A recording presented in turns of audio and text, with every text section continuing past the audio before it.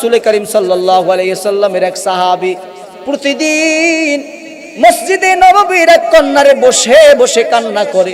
রাসূল করিম সাল্লাল্লাহু আলাইহি ওয়াসাল্লাম বহুদিন যাবত দেখে যে সে কান্না করে। একদিন জিজ্ঞেস করলেন, এই সাহাবী তুমি কান্না করো কেন? বলে, রাসূল আমি এমন একটা পাপ করেছি যেই পাপটা আল্লাহ পাক আমাকে ক্ষমা করবে না।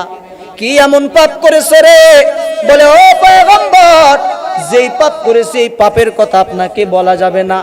আমি তো বিধর্মী ছিলাম, আমি তো ইসলাম চিনতাম না, ইসলাম বুঝতাম না, আমি ছিলাম জাহিলিয়াতের একটা যুগের মানুষ। আমি ইসলাম সম্বন্ধে তো আমার ওই সময় তো ইসলাম আসে নাই, ধারণাও ছিল না। কি এমন পাপ করেছো বলো?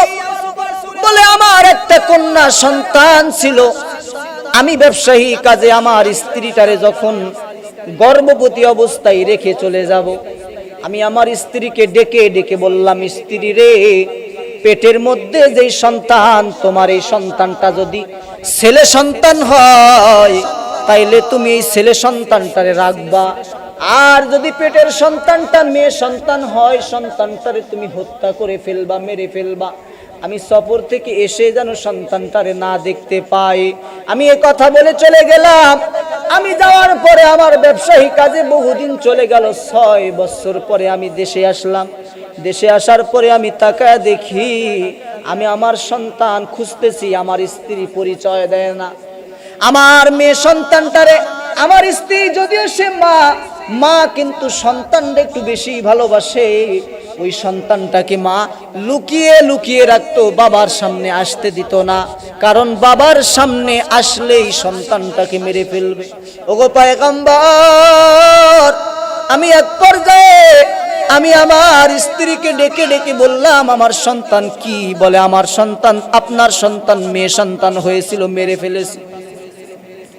আমি আমার মন মানে না, এরকম লুকিয়ে রাখতে রাখতে হঠাৎ করে একদিন তাকায়া দেখি আমার ওই ছোট্ট সন্তান, 6 বছরের সন্তান, তখন কথা বলতে পারে, এত সুন্দর চেহারা। আমি তাকায়া দেখি আমার মুখের মতো আমার ওই মেয়েটার চেহারা। আবার আমি তাকায় দেখি আমার হাত পার চেহারা যেমন, ওই মেয়েটারও চেহারা তেমন। আমি আমার স্ত্রীকে ডাক দিয়া বললাম, স্ত্রী সত্য করে বলো এই সন্তানটা কার? আমার স্ত্রী ডাক দিয়া বলে, ও স্বামী আমার, যদি রাগ না করেন বলতে পারি, আপনি যখন ব্যবসায়ী কাজে চলে গেছেন, আমার সন্তানটা যখন দুনিয়াতে এসেছে, আমি তাকায় দেখি সন্তানটা আর ছেলে সন্তান না, এটা মেয়ে সন্তান। আমি তো মা হওয়ার কারণে আমি আমার আপন মেয়েকে হত্যা করতে পারি না, এজন্য আমি আমার সন্তানটাকে আজ পর্যন্ত লুকিয়ে লুকিয়ে রেখেছি, সমাজের কোনো মানুষকে দেখতে দেই নাই, এমনকি আপনাকে ওই কয়দিন ধরে দেখতে দেই নাই। ওগো স্বামী, আপনার 2টা পা ধরে বলতে চাই, আমার এই সন্তানটারে আপনি হত্যা করবেন না। ওই সাহাবী বলেন, ওগো পয়গম্বর, আমার মনের ভিতরে তো হিংসা আর রাগে জ্বলতেছে, আমি তৎক্ষণাৎ কিছু বললাম না। আমি বললাম, ঠিক আছে, কিছুই বলবো না। কিছুদিন পরে আমি মনে মনে শুধু চিন্তা করি, সন্তানটা যখন আমার কাছে আসে, আব্বু আব্বু বলে জড়া ধরে, আমার কোনো মহাব্বত হয় না, ভালো লাগে না, কারণ আমি তো জাহিলিয়াতের জামানার মানুষ, আমার ভিতরে কোনো মহাব্বত হয় না। সন্তানটা মেয়ে সন্তান কিন্তু বাবারে বেশি ভালোবাসে। আমার সন্তানটা এসে আমার গালের মধ্যে চুমু খায়, আমার ঠোঁটের মধ্যে চুমু খায়, আর আমাকে আব্বু আব্বু বলে চিল্লায় আর মহাব্বত করে আমার ডাকে। আমি মহাব্বত লাগে না, কারণ আমি চিন্তা করি কোন সময় তারে হত্যা করব। একদিন আমি আমার মেয়ে সন্তানটারে কোলের মধ্যে করে নিয়ে আমি মরুভূমির দিকে যাইতে শুরু করলাম। আমার স্ত্রী বলে, ও স্বামী, আপনি কই যান? মেয়েটারে নিয়ে কই যান?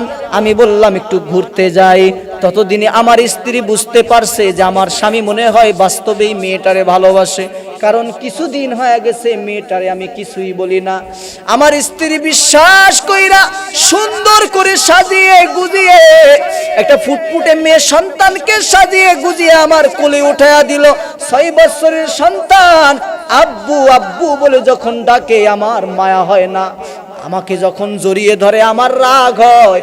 আমি তারে নিয়ে গেলাম মরুভূমির মাঝখানে, নিয়ে গেলাম মরুভূমির মাঝখানে নিয়ে আমার হাতের মধ্যে একটা অস্ত্র ছিল, অস্ত্র দিয়ে আমি মাটি খনন করতে শুরু করলাম।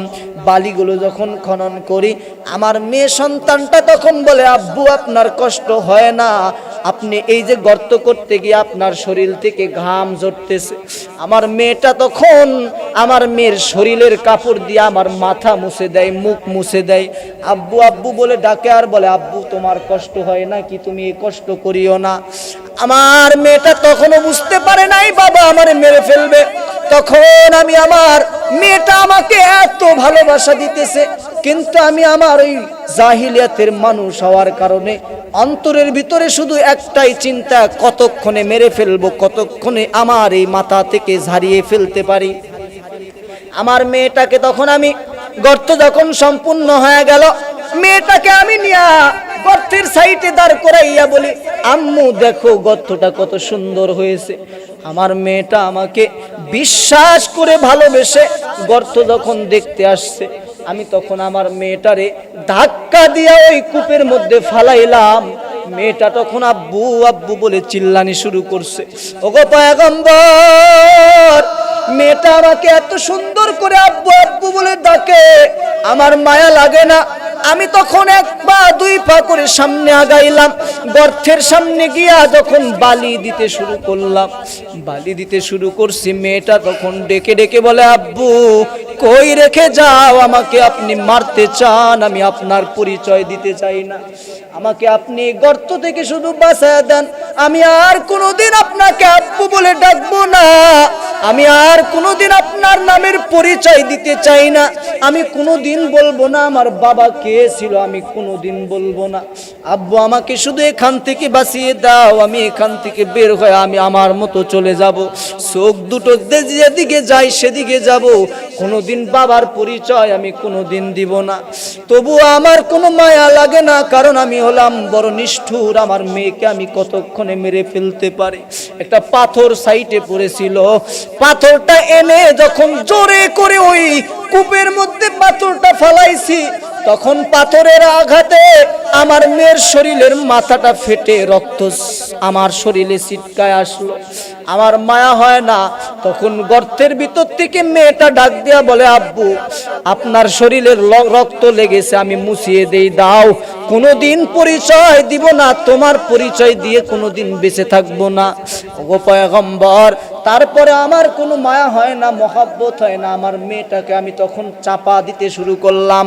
চাপা দিতে দিতে আমি যখন বালি চাপা দিয়া, পাথর চাপা দিয়া গর্তটা যখন বন্ধ করে দিয়ে আসবো, আসার সময় আমি যখন সামনের দিকে রওনা, পিছন থেকে আমার কানের মধ্যে আওয়াজ আসতেছে, আব্বু আমাকে তুমি মেরেই ফেললা, আর কোনোদিন তোমার সঙ্গে দেখা হবে না। আব্বু তুমি আমারে একটু বাঁচার অধিকার দিলা না, আমারে শুধু যদি বাঁচার অধিকার দিতেন, আমি আপনার কোনোদিন পরিচয় দিতাম না, আমাকে আপনি মেরেই ফেললেন, আমি সহ্য করতে পারি না। আমি তখন চলে আসলাম। কিছুদিন পরে যখন আমি ইসলাম গ্রহণ করলাম, ওই আমার আপন সন্তানকে জবাই করার আওয়াজটা এখনো আমার কানের মধ্যে ভাসে। আব্বু আব্বু চিল্লানির আওয়াজ আমার এখনো কলিজা মানে না।